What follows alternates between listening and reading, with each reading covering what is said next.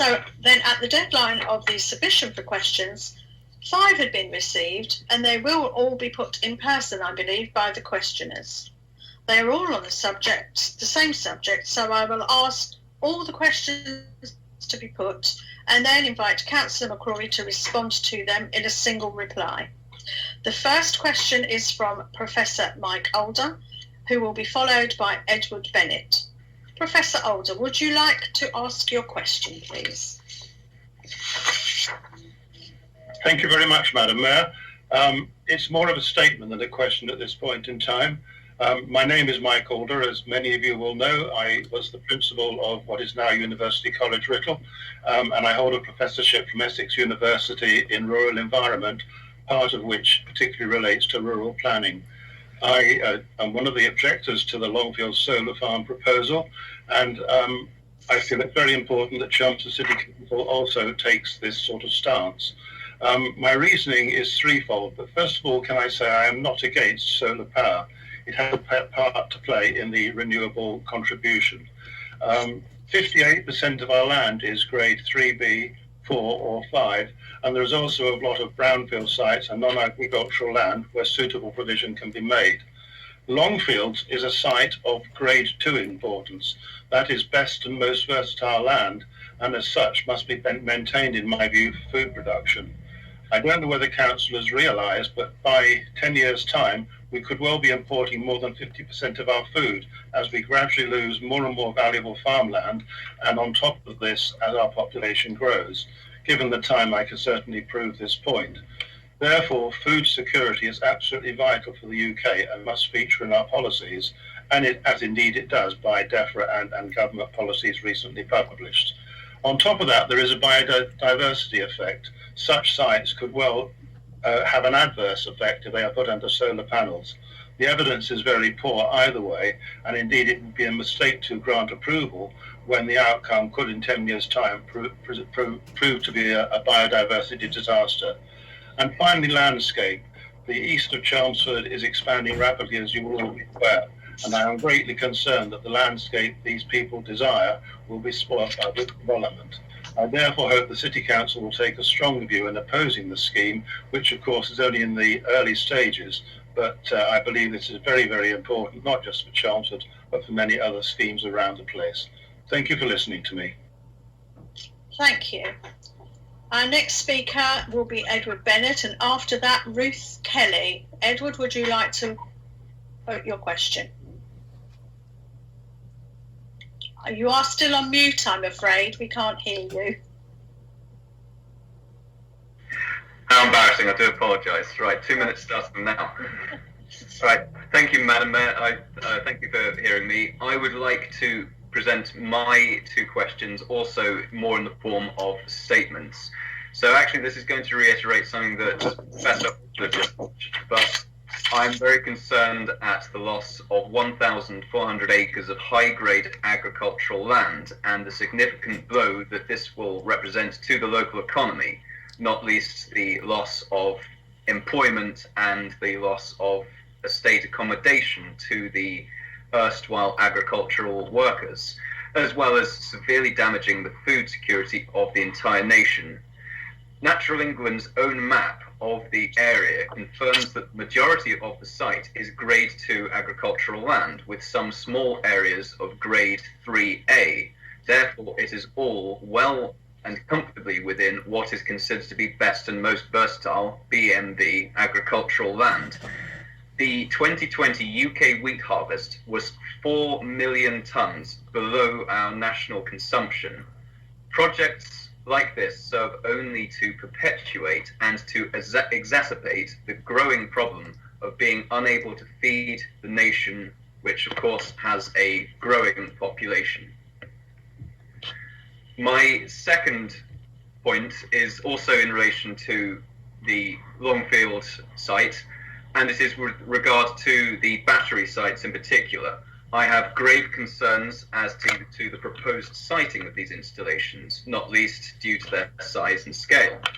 The height of the infrastructure for these elements, which equates to a 4-storey building, will be completely alien to and out of keeping with the area.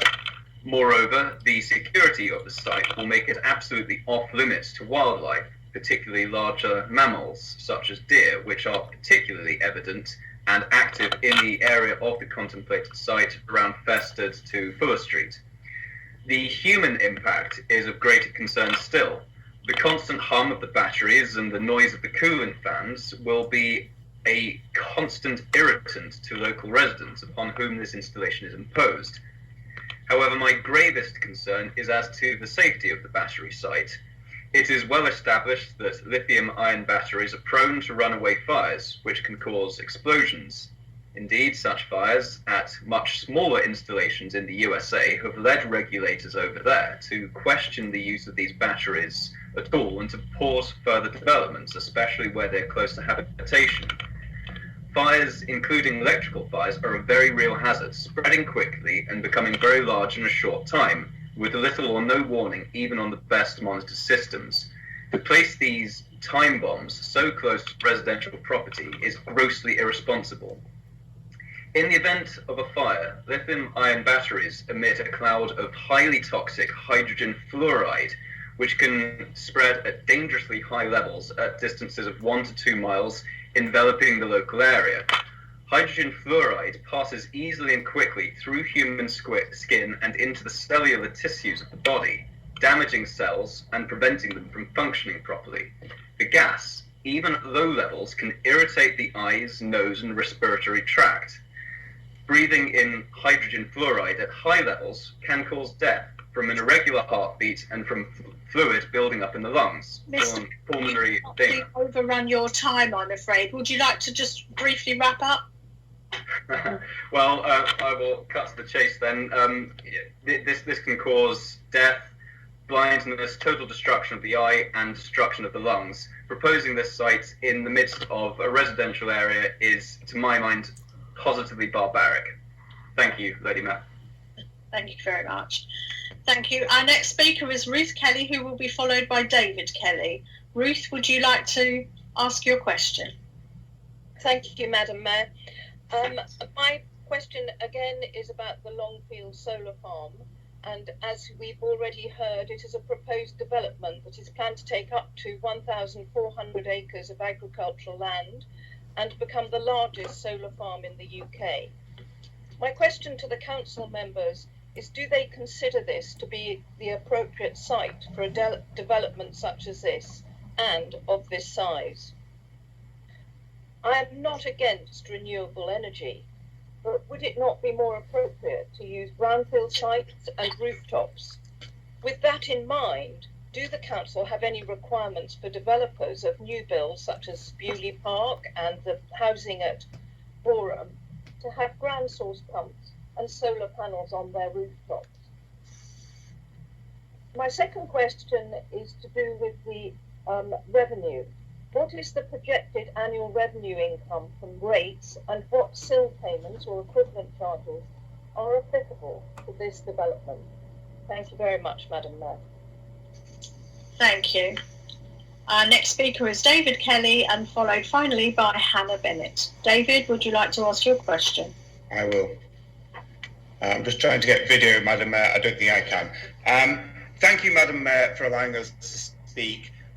My question is in the form of a question, not a statement, other than to say that I am broadly in opposition to this scheme, again, because of the siting, not because I'm against renewable energy. My question is that the developer of this proposed solar power plant plans to fill a considerable area of land north of Boreham. You've heard that that's about 500 hectares, with solar panels connected to the grid via a substation and possibly co-locating a battery energy storage system known as a BESS with the substation. There will also be inverters sited alongside the PV solar panel arrays, so outside, away from the substation. These components, the battery station, the substation and the inverters, but not the panels, will all produce sound and vibration. What I would like to know from the council really is what their views are on how much noise, or technically sound pressure, is allowed close to residences, and are there limits on how close, and is there legislation regarding sound pressure in decibels and distance from residences.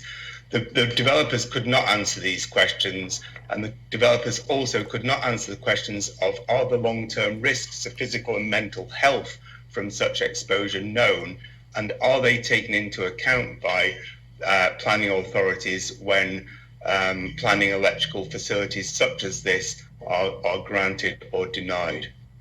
That's my question, Madam Mayor. Thank you very much for allowing me to present it. Thank you.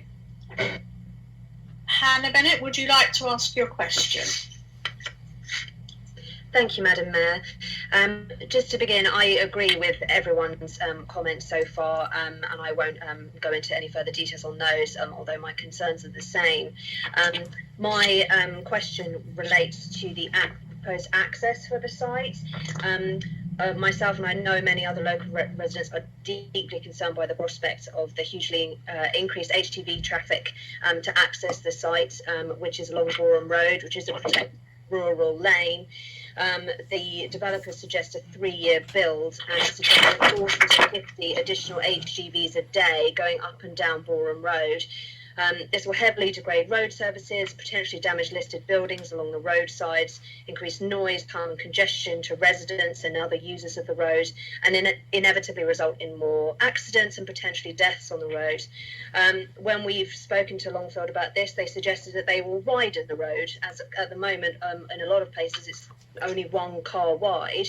But I question how on earth they're planning on widening this road without demolishing houses, including many listed buildings alongside the road.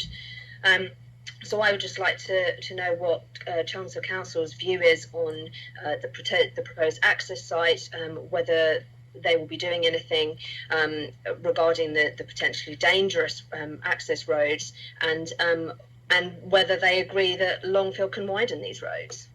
Thank you. Thank you very much. Councillor McCrory, would you like to respond?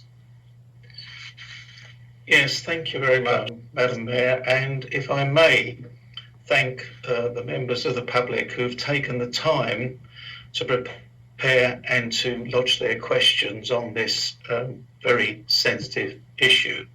And perhaps I do have a lengthy response, Madam Mayor, so hopefully everyone will bear with me.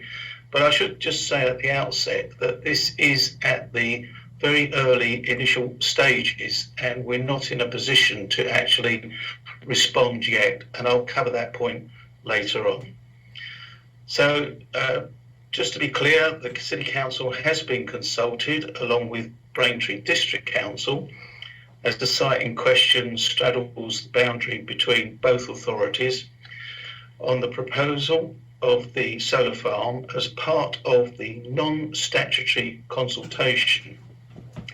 But due to the size and scale, this proposal is classified as a nationally significant infrastructure project, and therefore would follow what's known as a development consent order process. This means that the application will be determined by the Planning Inspectorate on behalf of the relevant Secretary of State, but the City Council will still be a consultee. So as a City Council, we do recognise that solar energy development can help meet targets for reducing carbon emissions, reduce reliance on fossil fuels, and provide local energy security.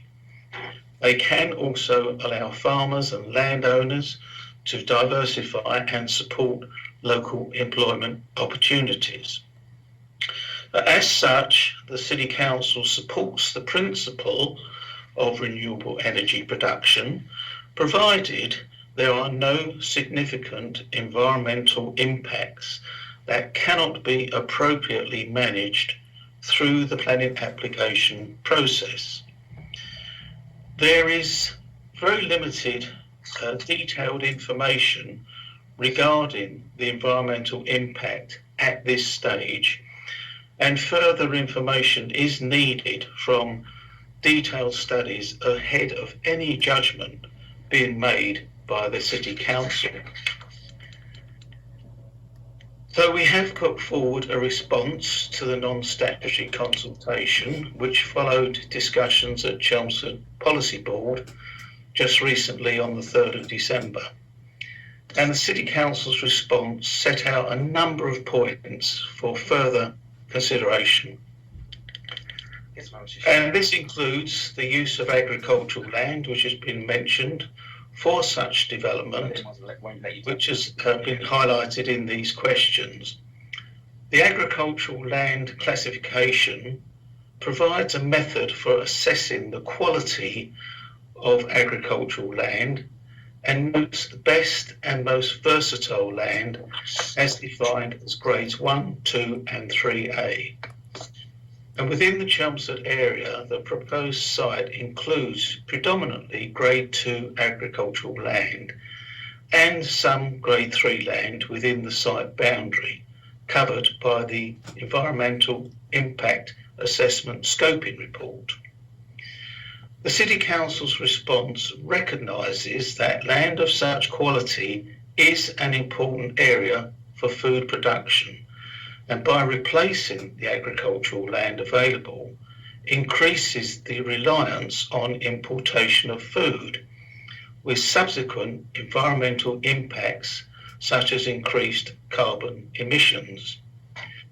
So as ever, a balance has to be made between the benefits of renewable energy, the loss of agricultural land, and the impact of such development on biodiversity.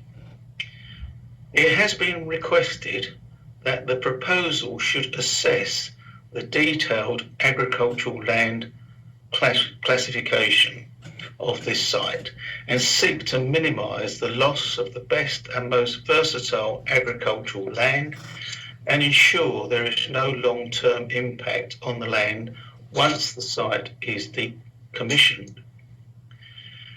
In regard to the impacts on the landscape, a landscape visual impact assessment has been requested through the consultation response, which should be in accordance with the guidance for landscape and visual impact assessment. And further details which will come forward as part of the application process should give consideration to the landscape and visual impacts on ancillary development such as power cables, fencing, access tracks and construction compounds. As well as the solar arrays and associated infrastructure, it is expected that the proposal will include landscape buffer areas, and the City Council has requested use of natural features such as hedges and or trees to screen the development. Landscape and visual impact will also be covered by the Environmental Impact Assessment. And if I may from now on, Madam Mayor, just refer to this as the EIA.